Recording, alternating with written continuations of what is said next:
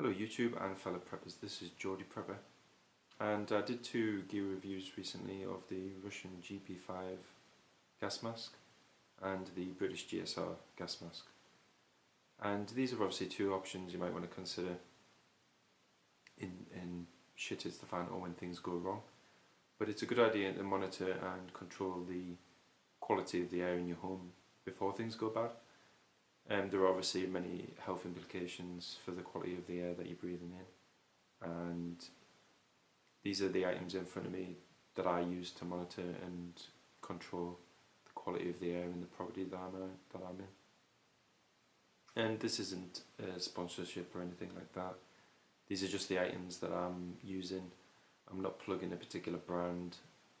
In fact, many companies do different or similar versions of what's in front of you here. So I'm not saying that these are the best ones. I'm not saying go out and buy these. I'm just showing you what I personally use and what's helped me to monitor and control the air in the property I'm in.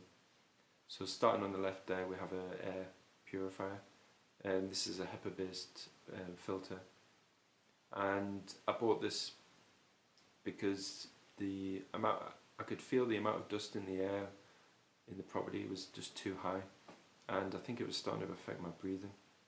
And since I've bought this, my breathing's a lot more improved, and it's generally helped my fitness level improve as well. And it's also helped with like my exercise routines. I've noticed that my breathing's a lot better since getting it.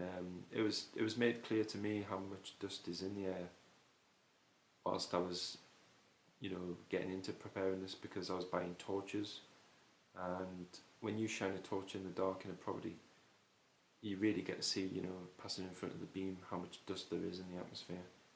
And that dust just isn't there in the dark, when you're shining the torch. It's there all the time in the, lifted up into the air in the property that you're in. So you're basically breathing it in all the time. And 90% plus of all dust is dead skin cells. So, I wasn't too happy about the amount of dust that was in the property, so I just wanted to reduce it. And it's been a good option that it was reasonably priced, it does it very well, and the HEPA filter is easily replaced.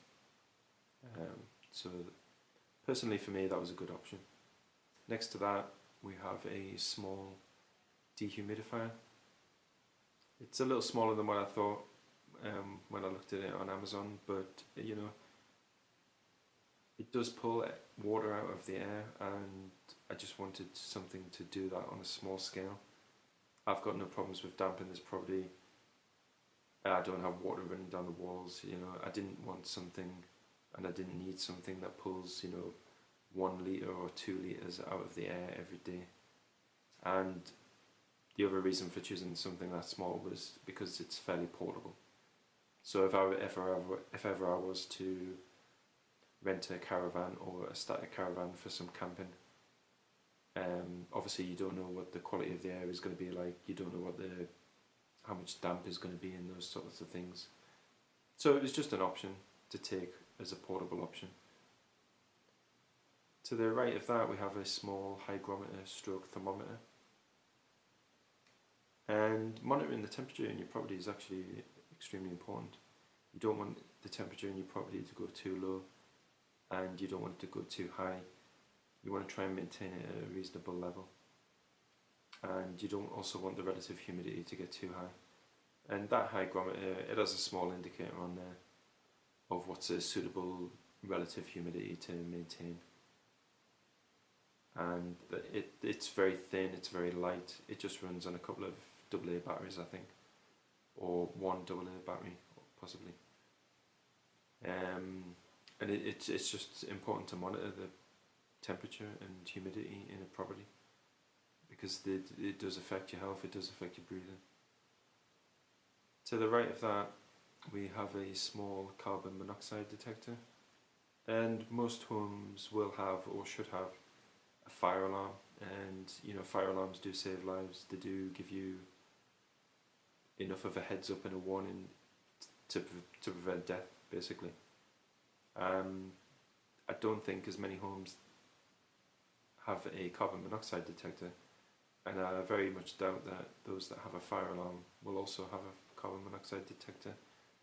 But I would encourage you to get a carbon monoxide detector, get a good brand, and like a gas inspector who came to service the boiler one time said, he said, you know, don't get the cheapest one, but don't get the most expensive one.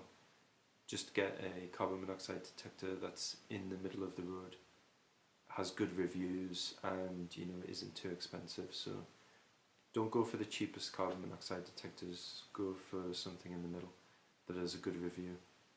And this particular brand had a good review, so I just thought that I would buy it.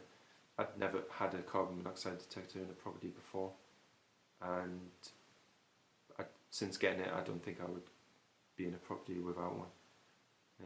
It just runs on 2 AAA batteries, I believe, and it's extremely light. You could also take it into the field with you, or you could take it camping with you just to monitor the levels of carbon monoxide in where you're staying, because you know, carbon monoxide is a killer in very high levels, and it's odorless, and you basically, you know, you don't know it's there until it's too late.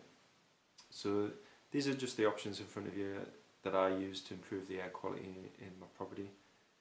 If you would like to see these in more detail, then just put a comment below, or if the video gets a lot of likes, I'll just take that as a sign that you want to see each of these in more detail. These are all the products that I have. You know, I don't have anything else. I like to keep things very simple. So these are just the options that I use. I hope by viewing the video, possibly you might want to consider getting these, or a product that's similar. And as always, be safe and be prepared.